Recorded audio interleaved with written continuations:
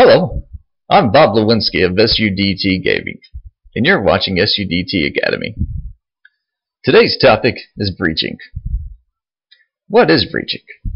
Well, it's a methodical way of clearing out any opposition within a structure, destroying and dilapidating all inside, and sending your souls to hell.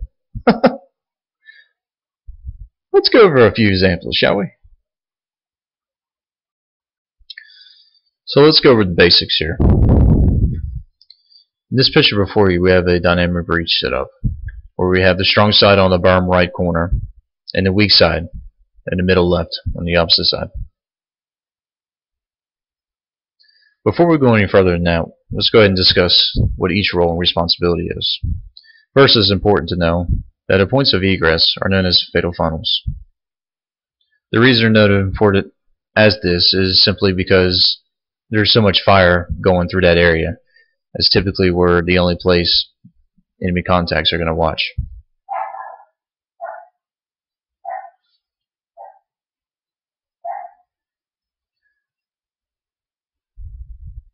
Now, on this side, I'm going to add 2 more members. And let's just say, for example, that we're not doing a dynamic breach, that these guys over here are not there, where we all decided to go in together.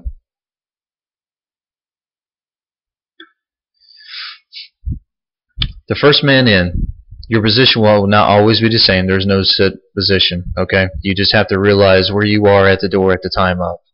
If you happen to be the first guy in, when you enter the fatal funnel, you're going to check right, okay?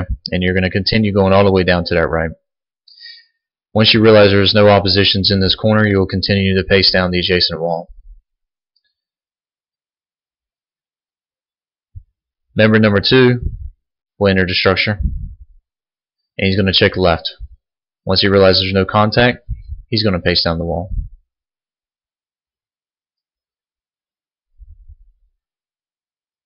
Number 3 and 4 have the simplest jobs.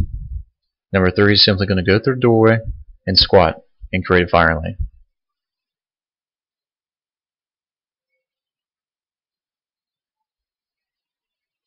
Number 4, get a color you can actually see.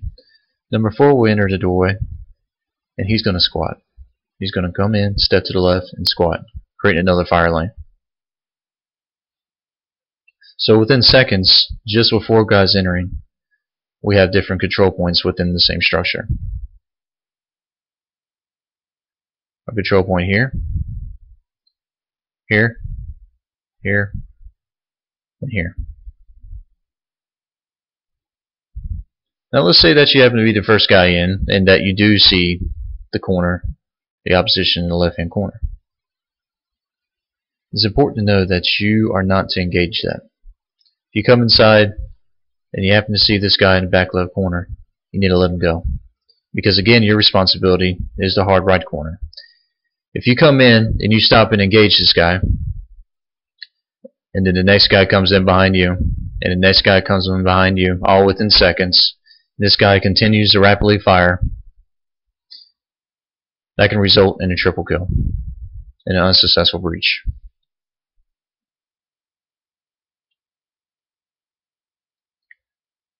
But if you actually come through the doorway and do your job, having surprise, speed, and violence of action, this opposition over here will be forced to actually adjust and aim ahead of you in order to kill you.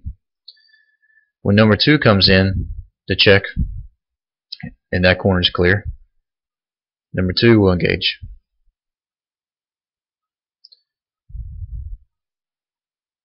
When number 3 comes in, turns to the right and squats, he's also engaging. And of course, when number 4 comes in and squats, he's also engaging.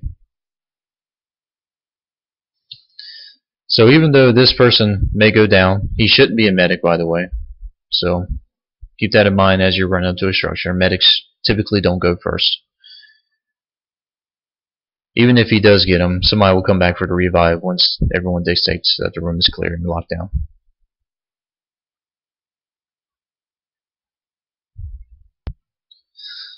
So, let's go back to our original image. We have a strong side on bottom right, a weak side middle left. Responsibilities are still the same. The first guy will always go right, the second guy will always go left, and the third guy will go right and squat. So let's see how this plays out. When number 1 comes in the doorway, you don't check his hard right corner and begin to engage. Number 1 on the opposite side be entering and checking his hard right corner. If the timing is right, the opposition will notice that there is a person and he'll begin to fire and engage in this corner, therefore making it an easy kill for the strong side number 1 player.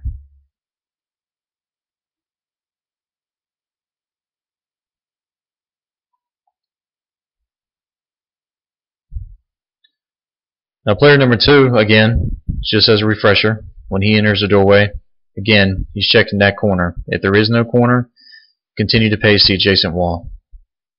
Again, you're creating a fire plane. Once you know that this corner is clear on the opposite side, you can look anywhere you want. But just maintain that fire lane, that control point, because it's all about spacing and angles.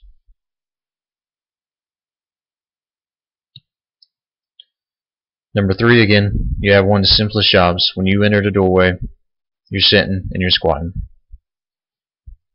Again, you can engage any opposition in this area.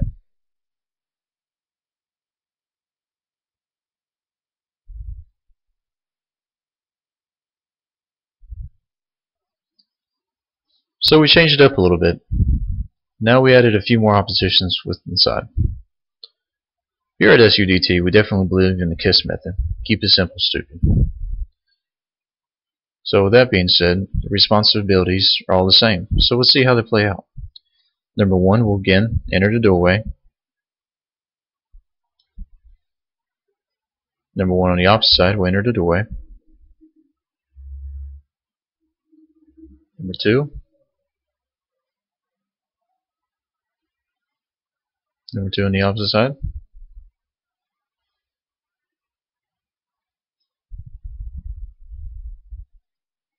And number 3. So within seconds, let's just hypothetically talk about everything. You have 2 guys engaging this one. You have 2 guys engaging this one. And you're creating a one-on-one match with this one in the center. So the odds are in our favor. Now in this example, I have a much smaller room.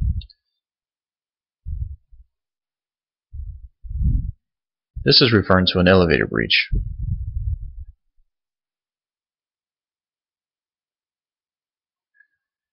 As you notice, or may not be able to notice because everything's overlapping each other, but in an elevator, rules and responsibilities don't change. We'll start with 2. Again, we believe in the simple KISS method. Right always goes first. Those that drive and have a license, just think of right of way. If you have the right of way, you go first. So when the elevator door opens, this member exit the doorway and check the right. Simultaneously, this member will come out the elevator door and check the left. Now let's add some more guys.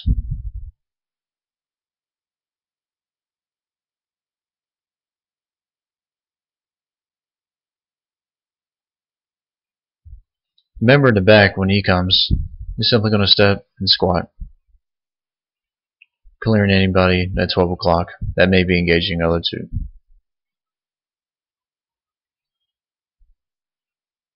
This guy here will be doing about the same, coming out, taking a left, squatting, because he is number 4, and also creating fire lane. If there's no roof available, no extension on the roof, then these members also may be able to flare out.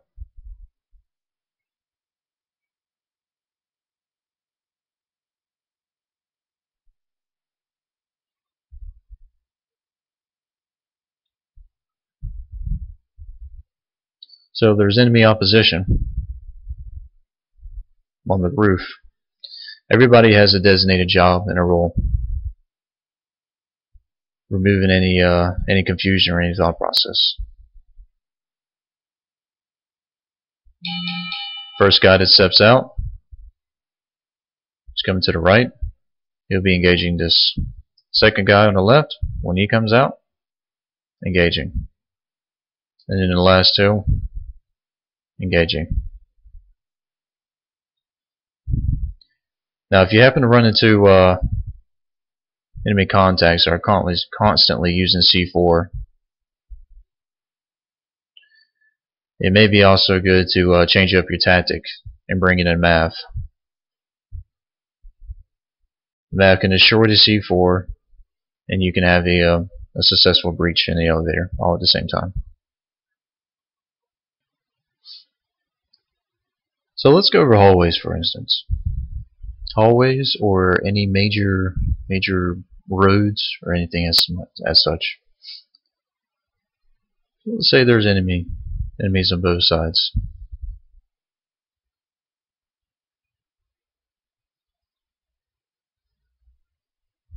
And we have our members here. We just have two guys. In hallways formations, you always want to stare an X off. There's a few reasons for that. One, there may be a cover in front of you. If you are utilizing cover, you can't really see what's in front of you.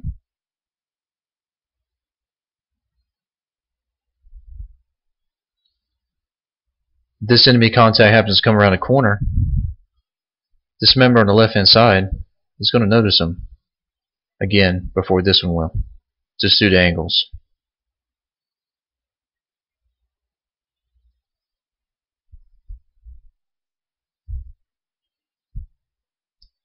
So if you happen to be coming down a major road and we have a lot of cover,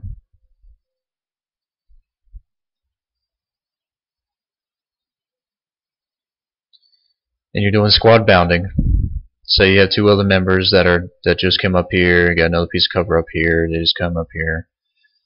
Alright, they just said set. Why they were moving the entire time, these members should be Xing off. And what I mean by that is their field of view. So let's go ahead and get rid of these other two lines, not confuse you. They should be watching high-low, okay? If there's a lot of two-story buildings over here, they should be checking high-low covering. Because these guys in the front here, while they're running, they're going to be looking to where they're running. So technically, that's covered. But they can't look over to the left or the right. And those are responsibilities of the gentleman in the back covering.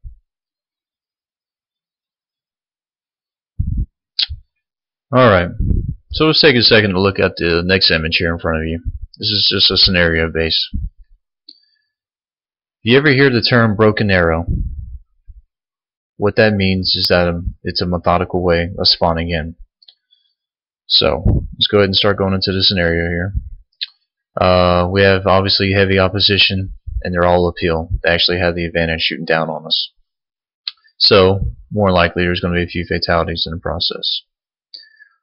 What we do here is say basically we just fill in the gaps. So in Broken Arrow, when you spawn, you have a few names here on the bottom. You can actually click those names by using the D-pad. In essence, what you do is you can actually choose on who you want to spawn on. Now, why is that important? Well, we want to fill in the gaps. So the guy that's on the right, if he happens to go down, we need to fill the gaps.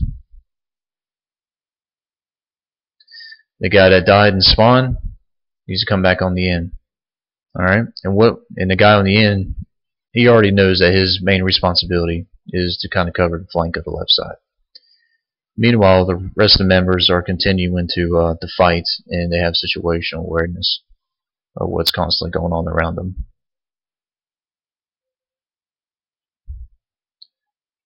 So that is textbook, but if this member happens to go down here, then you would simply fill in. The guy that died would spawn.